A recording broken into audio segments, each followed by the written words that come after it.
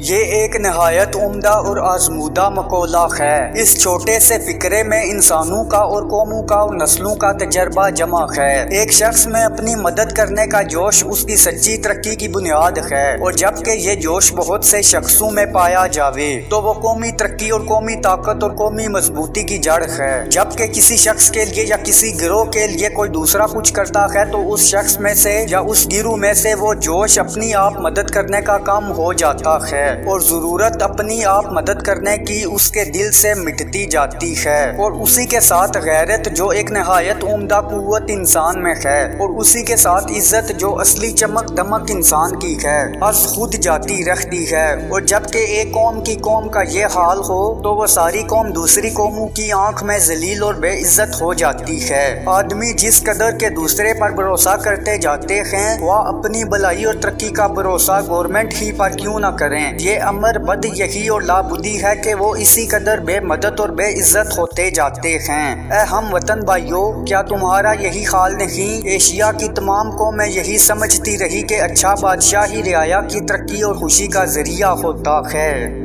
سر سید احمد خان دلی میں پیدا ہوئے۔ ان کے والد سید محمد متقی کو بادشاہ کے دربار میں بڑا اثر و رسوخ حاصل تھا۔ اس زمانے کے رواج کے مطابق انہوں نے قرآن مجید، عربی اور فارسی کی تعلیم حاصل کی۔ والد اور بڑے بھائی کے انتقال کے بعد ان کی زندگی پر مذہبی رنگ نمایاں ہو گیا، اور انہوں نے فقہ حدیث اور قرآن مجید کا ازر سرِ نو مطالعہ شروع کیا۔ جنگ آزادی کے وقت وہ باخور میں تھے۔ اس جنگ میں مسلمانوں کی تباہی نے ان کے دل پر گہرا اثر کیا اور مسلمانوں کو اصلاح کا بیڑا اٹھایا۔ انہوں نے اندازہ لگایا کہ کسی بھی قوم کی اصلاح اور ترقی تعلیم کے بغیر ممکن نہیں، اس لیے انہوں نے اپنی ساری صلاحیتیں مسلمانوں کی تعلیم و تربیت پر صرف کی۔ علی گڑھ کالج اس کی روشن مثال ہے۔ اس کے علاوہ عام مسلمان گھرانوں کی تربیت اور اصلاح کے لیے ایک رسالہ تہذیب الاخلاق بھی جاری کیا۔ سر سید کا ایک اور بڑا کارنامہ